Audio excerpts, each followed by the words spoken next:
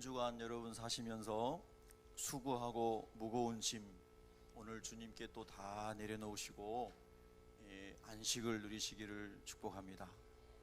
그 무거운 짐이 밖에서도 오기도 하고 내 안에서 오기도 하고 여러 가지 상황이 있지 않습니까? 그런데 우리가 주님 앞에 나올 때마다 감사한 것은 우리 주님께서 행복한 사람, 세상에서 만족을 누리고 있는 사람, 남부를 꽂는 사람, 이런 사람을 오라고 하신 게 아니고 수고하고 무거운 짐진 자들은 다 내게로 오라고 하셨습니다. 그것이 우리에게 위로고 소망이고 축복인 줄로 믿습니다. 특별히 우리 모든 인생은 죄의 짐을 지고 살아가고 죄투성인 세상 가운데 살아가기 때문에 원치 않는 그런 무거운 짐이 기습적으로 우리에게 오는 경우가 많습니다. 그럼에도 불구하고 하나님의 집에 와서 하나님을 예배하고 또 말씀을 붙잡고 우리의 마음을 지킬 수 있는 것은 큰 하나님의 은혜인 것이죠. 여러분, 어떤 어려움과 환난이 있어도 예배자의 삶, 주님 앞에 와서 하나님을 예배하는 삶을 포기하지 마시기 바랍니다. 주님의 집에 있을 때에 주님이 우리를 치료하시고 위로하시고 새 힘을 주시는 거죠. 여러분, 오늘 성경 말씀에서 예수님께서 하나님의 나라를 이루시기 위해서 하나님의 말씀으로 사람들 마음속에 심으시는데 그 사람들의 마음이 네 종류의 마음이 있다라고 말씀하시는 것 여러분이 다 아시죠? 다 남에게 가르칠 정도가 되시잖아요. 그런데 항상 우리가 생각하는 것은 지식이 가슴으로 오고 체험이 되고 체험된 말씀이 삶으로 되기를 하나님이 원하시는 거잖아요. 그죠? 바리새인과 서기관이 되기를 하나님이 원하시는 게 아니고 한 말씀이지만 눈물로 회개하고 저 뒤에서 감히 손을 들 문제가 아니라 고개를 못 들 정도로 죄인이라고 고백하는 세리, 한 말씀을 깨달아도 감동하고 눈물 흘리고 은혜 앞에 설 수 있는 그런 사람 하나님이 찾으시는 거잖아요. 그러니까 우리가 예수님을 오래 믿고 교회 생활을 오래 하면서 아는 것이 많아질수록 더 세리같이 되었으면 좋겠어요. 그 마음이. 아멘. 자, 우리 세빛교회의 특징이 뭘까? 여러분이 밖에 나가서 신앙생활하는 분들 많이 계시는데 세빛교회의 특징이 뭐예요? 그 교회 목사님이 자주 강조하시는 게 뭐예요? 이렇게 물어보시면 다 자기 집마다 가훈이 있고 전통이 있듯이 우리 목사님은 여러 가지 성경 말씀을 설교를 하지만 항상 온유하고 겸손하라고 하는 말씀을 많이 하시고, 한 번도 안 들어보셨나 봐요. 굉장히 그런 말씀을 많이 하시고 어떤 일을 하는 것보다는 예수님을 먼저 닮은 것에 대해서 굉장히 강조를 하십니다. 우리 새빛교회는 아주 따뜻하고 겸손한 사람들이 많아지는 그런 교회를 꿈꾸는 교회입니다. 맞죠? 누가 물어보면 자기 집안에 있는 자랑거리는 하나도 생각이 안 나고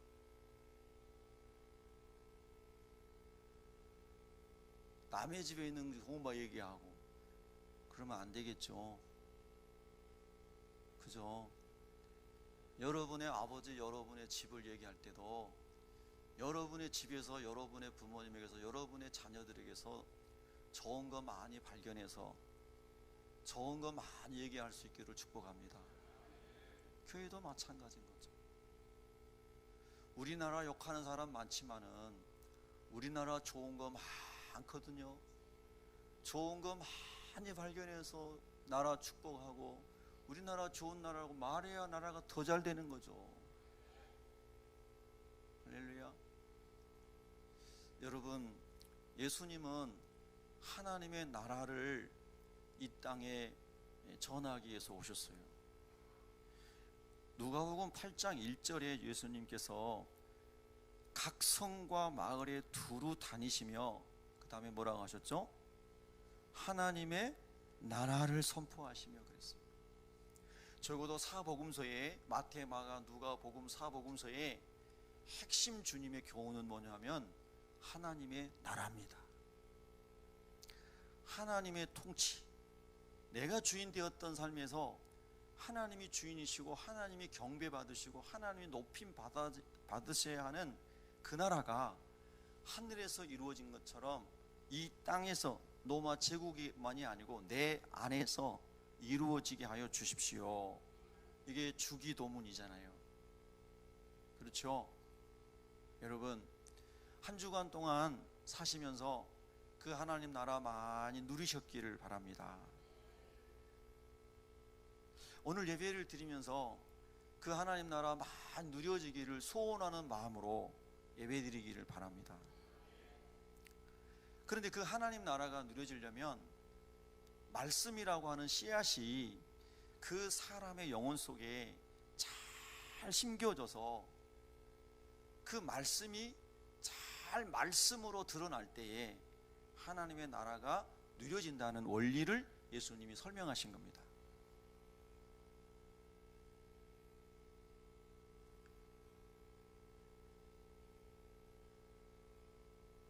오늘 성경이 말씀하시는 씨앗은 하나님의 말씀이라고 예수님께서 설명을 해주셨습니다. 여러분, 씨앗은 우리가 흔히 생각할 때 여러 가지 열매를 맺게 하는 땅에 씨앗이 있잖아요. 식물도 있고 조금 더 이렇게 채소 종류도 있지만 과일, 큰 나무도 있고요, 과실수도 있고 여러 가지 종류의 씨앗이 있잖아요. 근데 그 씨를 심으면 우리 흔히 말해, 우리 한국말에 팥을 심으면, 네, 잘 아시죠? 콩을 심으면, 그렇죠. 참깨를 심으면 참깨가 나고, 그래서 심은 대로 열매가 나오는 거예요.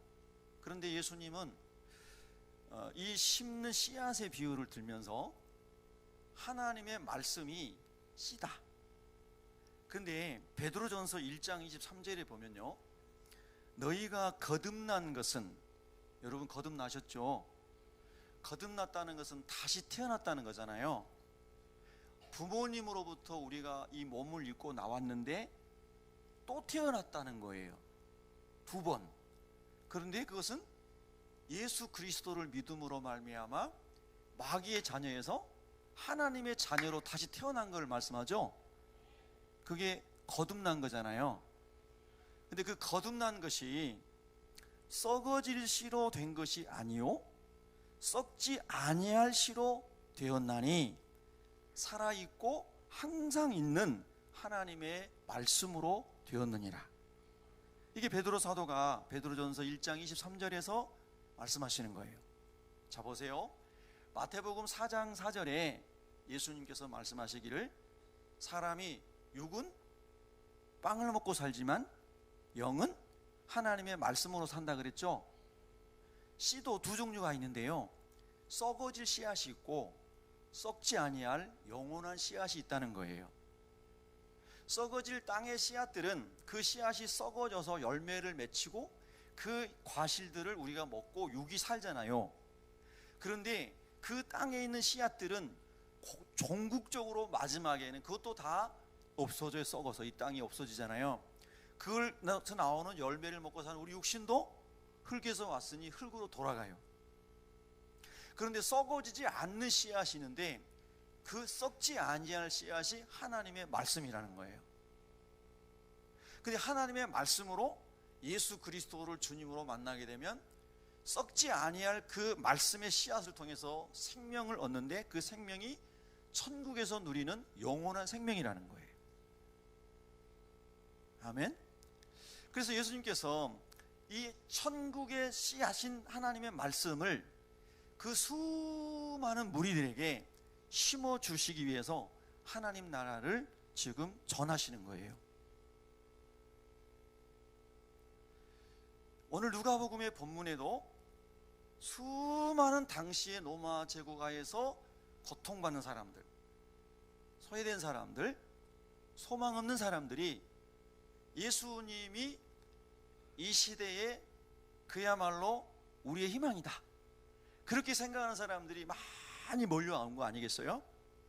근데 예수님께서는 그 사람들에게 땅에 있는 것을 막 부어주심으로 다 해방시켜 준 것이 아니고 썩어질 씨앗이 아닌 썩지 아니할 씨앗을 심어줌으로 그들의 소망이 하늘의 영원한 것으로 채워지게 하시고 그 하늘의 영원한 소망으로 말미암아 땅에 있는 삶을 이기게 하신 거죠.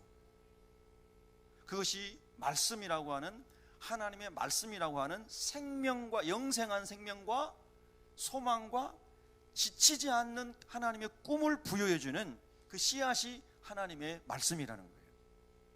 우리가 예수님을 그리스도로 모셨다는 것은 예수님을 생명으로 모셨을 뿐만 아니라 말씀 자체이신 그 예수님이, 우리가 어떻게 그 예수님의 말씀, 예수님을 많이 초청하고 묵상하고 순종하느냐에 따라서 하나님의 나라가 우리 가운데 계속 누려질 수도 있고 전혀 누려지지 않을 수도 있다는 거죠. 예수님이 이런 말씀하신 거예요. 여러분, 예수님이 태어났을 때에 로마의 황제는 가이사 아우구스토였어요. 아우구스투스. 예수님께서 30세에 공생애를 시작하실 때 로마 황제는 티베리우스 시저였어요. 이 사람은 14년부터 37년까지 로마의 황제였어요. 그런데 그 시대에도 역시 예수님을 믿는 것은 너무너무 힘들었고요. 누가복음이나 마태복음이나 요한복음이 기록됐을 때 1세기 후반에 더 악랄하고 잔인한 황제들, 도미티안 같은 황제들, 또 여러분이 잘 아시는 64년부터 68년에는 네로 같은 황제들, 이런 사람들이 예수를 그리스도로 믿는 사람들을 화형에 처하고 십자가형에 처하고 죽은 시체하고 묶어서 썩은 물이 나와서 산 사람을 죽이고, 이런 상상할 수 없는 형벌로 예수 믿는 사람을 탄압했어요. 그러니까 이 시대에 전혀 예수님을 믿는다는 것 자체가 땅에서는 희망이 없는 거예요. 땅에서는 더 고통스러운 거예요. 그래서 많은 사람들이 예수님을 받아들이고 예수님을 통해서 떡을 먹고 치유를 받는 것은 환호했지만 예수님을 고백하고 예수님을 따라가는 제자 도에 들어가는 것은 너무나 큰 고통이 따랐기 때문에 그런 사람들이 소수였던 것이죠. 여러분, 빌라도 총독을 아시나요? 폰티우스 필라토라고 하는 이 빌라도는 티베리우스 황제가 통치하던 때에 유대의 총독으로 부임을 했습니다. 여러분이 잘 아시는 바와 같이 빌라도 총독이 예수님을 신문하고 재판을 했는데 나는 그에게서 어떠한 죄도 발견할 수 없다는 것을 알았습니다. 자기 부인이 꿈을 꾸고 이 무고한 사람에게 당신이 이렇게 하면 안 됩니다 라고 말했지만 빌라도 총독은 자기 총독의 자리를 지키기 위해서, 밀란이 일어날까봐, 그 말은 그거 제압하지 못하면 자기가 파면당하니까 자기의 총독의 자리를 지키기 위해서 이 예수님이 하나도 죄가 없는 분임을 알면서도 십자가형에 처하도록 넘겨준 법적인, 그가 판결권자로서 엄청난 죄악을 범한 거죠. 그럼 여러분, 빌라도 총독이 어떻게 됐을까요? 그가 충성했던 티베리우스 가이사는 빌라도를 후에 소환을 해서 그리고 유배를 보내고, 그리고 빌라도 총독은 자살하고 인생을 마쳤어요. 성공을 쫓아가고 황제가 요구하는 길에 그의 모아둔 모든 것을, 지식을 짜고 지혜를 모아서 충성하면 내 길이 더 잘 될 것처럼 생각했죠. 그러나 정치의 세계는 그런 게 아니잖아요. 곤모술수와 어제의 동지가 내일 적이 되고, 이런 게 세계 정치사에 무궁무진하게 많잖아요. 충성했던 빌라도는 그렇게 해서 유배당하고 자살로 인생을 마쳤어요. 세상 것을 따라가고 그리스도를 대적하고 나아갈 때에 어떤 정치가도, 어떤 바리새인 같은 종교인도 하나님의 공의 앞에서 다 심판을 받았어요. 여러분, 정말 중요한 것은 하나님의 말씀이 우리 가운데 진짜 깊게 심겨져서 이 세상의 어떤 약속과 계약서보다도 하나님의 말씀인 계약인 언약을 가장 소중하게 여기고 목숨보다 귀하게 여기고 그거를 붙잡고 살아가는 사람이 최후의 승리자가 될 겁니다. 이 진리를 주님이 말씀하신 것이 이 씨 뿌리는 비유입니다. 그래서 네 종류로 주님 말씀하셨어요. 그 당시의 사람들에게 이 하나님의 말씀이 들어가면 너희 안에서 이 하나님의 나라가 싹이 트고 이 하나님 나라를 누리게 될 것이라는 것을 말씀하신 거예요. 근데 첫 번째 사람들은, 물론 이 사람들은 바리새인과 서기관들과 로마의 통치자들이죠. 그들의 마음밭은 길가와 같아요.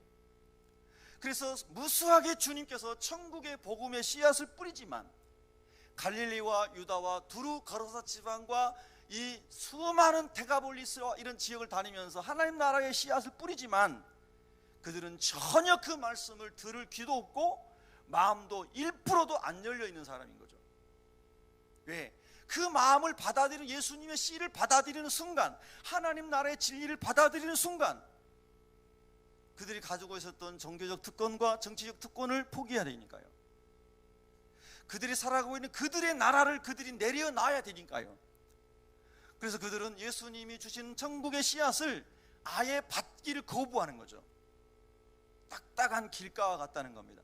사람들이 걸어다니면서 딱딱해진 길가와 같이 그들의 영혼은 세상 것으로 충만해서 천국의 것을 받아들이기에는 너무나 딱딱한 거예요. 그래서 그들은 생명을, 영생을 주는 그 씨앗인 하나님 말씀을 거부했으므로 구원을 얻지 못한 채 버려진 사람, 지옥 형벌을 받아야 되는 사람이 되었다는 것이 길가에 뿌려진 그 씨앗의 비유입니다. 여러분, 요즘에 우리가 전염병이 창궐하는 것을 보면서 사실 지금 전염병으로 우리나라에서 아직 한 명도 안 죽었죠? 수많은 사람이 두려워합니다.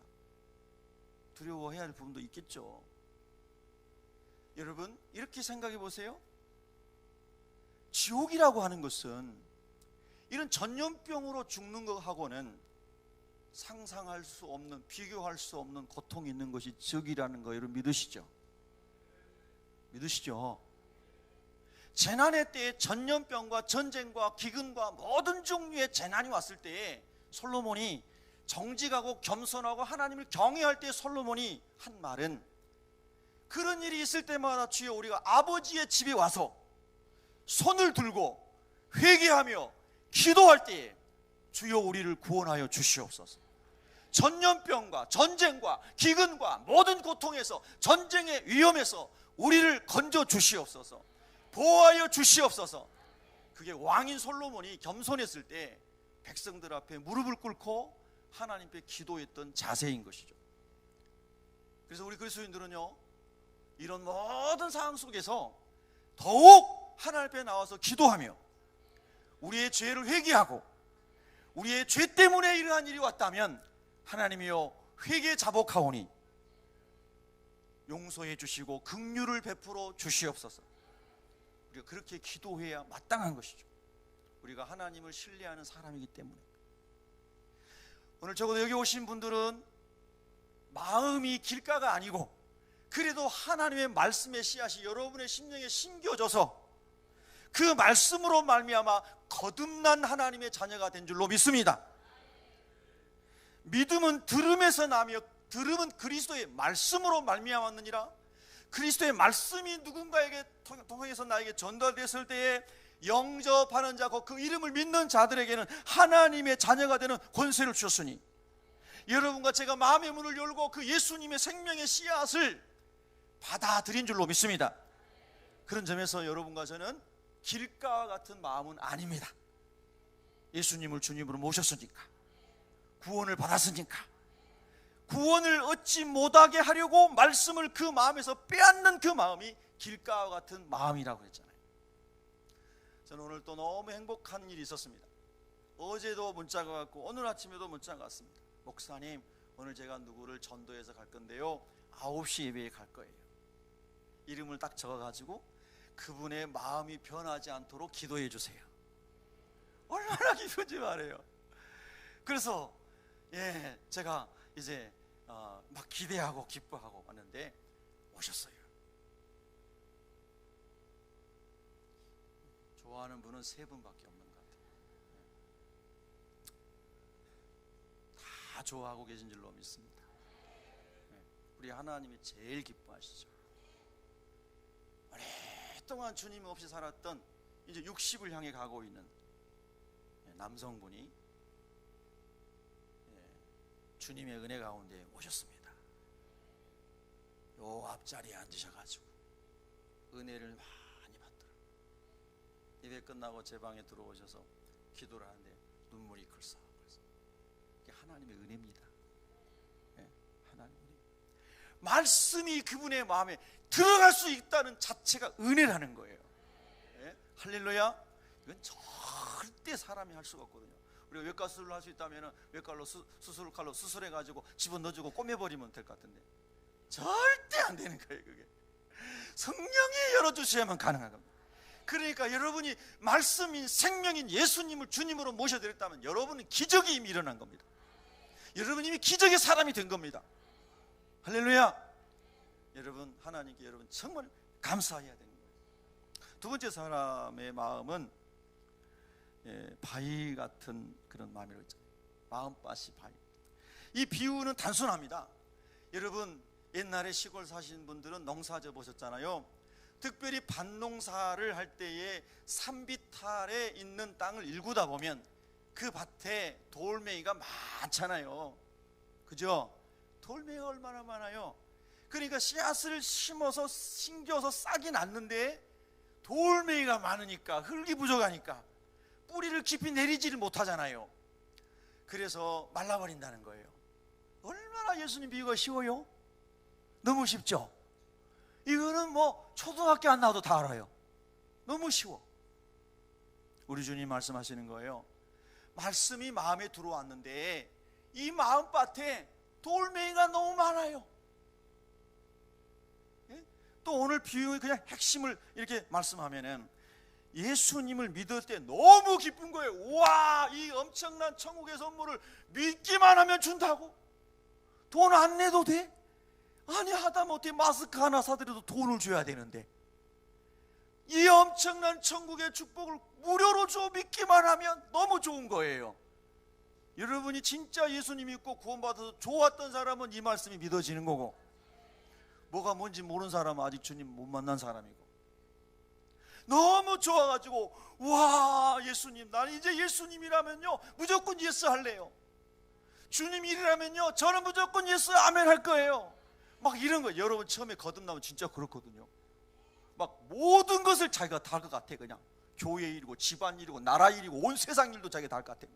좋아가지고 기쁨의 표현이잖아요. 기쁨 표현. 할렐루야.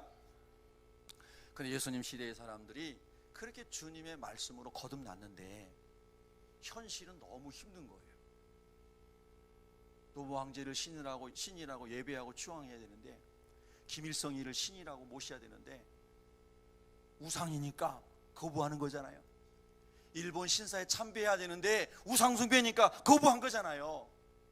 그러니까 많은 믿음의 선진들이 곤욕을 당하고 고난을 당하고 순교했잖아요. 그래서 배반하기 시작하는 거예요. 배도하기 시작하는 거예요.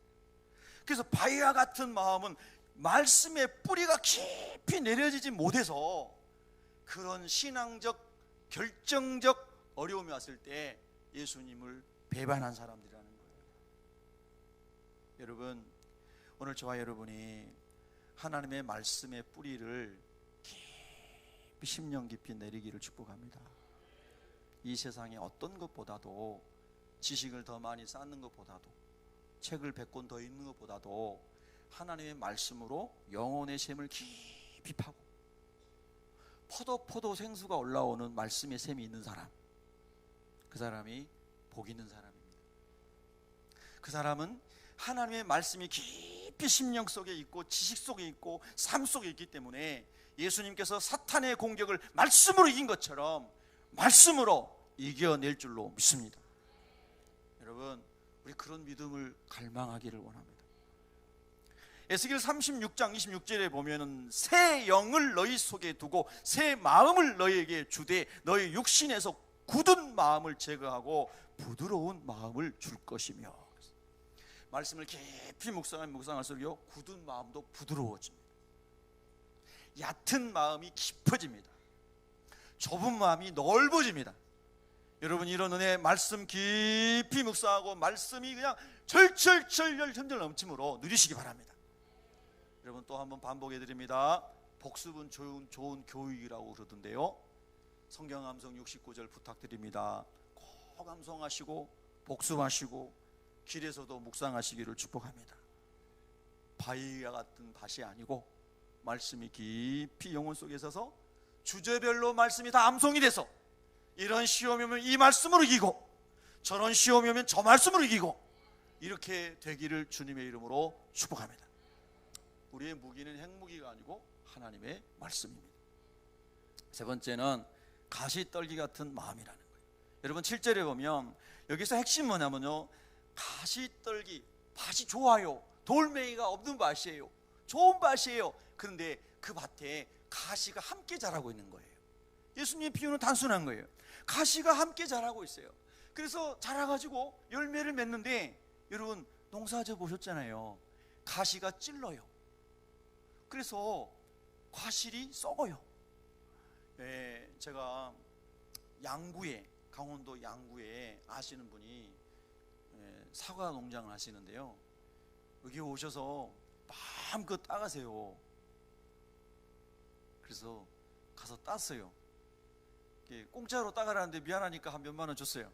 하여튼 그런데 사과가 얼마나 크고 좋은지 몰라요. 근데 그 사과 농장에서 사과를 따다 보니까 굉장히 좋은 사과 같았는데 나중에 보니까 속이 썩어 있는 거예요. 드물게 속이 썩어 있어요. 어떤 사과는 겉모습 자체가 한쪽이 썩어 있어요. 자, 두 종류. 겉을 보기에도 썩어 있고 상한 사과가 있고, 속은 겉은 멀쩡한데 속이 썩어 있는 사과가 있어요. 그럼 여러분 우리가 어떡하죠? 그거를 되게 이제 잘라서 버리고 먹을 뿐만 먹거나 그냥 버리거나 그러죠. 예수님 말씀을 그래도 많이 묵상하고 이런 봉사도 하고 저런 전도도 하고 이런 선교도 하고 이렇게 막 주님 기뻐하시는 일을 하긴 하는 것 같은데 가시떨기가 같이 자라고 있는 거예요. 같이 자라. 그래서 열매를 뭔가 맺기는 맺었는 것 같은데 보니까 열매가 썩어 있어. 여러분 비싸게 돈을 주고 딸기를 샀는데 1층은 굉장히 좋은 딸기였는데 비닐을 뜯어보니까 밑에 3층은 엉망인 거예요. 그런 경험 있으셨나 보네요. 예. 그럴 때 지불한 값을 생각하면 속이 상하셨죠. 우리 하나님이 우리를 위해서 독생자 예수 그리스도의 목숨값을 지불하시고 예수님의 형상으로 우리를 만들기를 원하셨고 하나님 나라 일꾼으로 세우시기를 원하셨고, 그래서 하나님의 열매를 풍성하게 맺기를 원하셔서 독생자의 목숨값을 주시고 우리를 마귀의 손아귀에서 건져줬잖아요. 믿으면 한번 아멘 해보십시다. 할렐루야. 그래서 우리가 신의 성품에 하나님의 성품에 자라나기를 원하셔서 말씀과 성령으로 매일 우리를 격려하시고 세워주시는 분이 하나님이시잖아요. 근데 열매를 좀 맺기는 맺는 것 같은데 여기저기 썩어 있는 거예요. 헌신을 좀 하긴 하는 것 같은데 헌신에서 인간의 구린 냄새가 나는 거예요. 성드리째 헌신하고 성드리째 주님께 드렸는데도 주여 나는 주의 종이오니 종이 마땅히 할 일을 했을 뿐입니다. 내가 한 것은 아무것도 없습니다.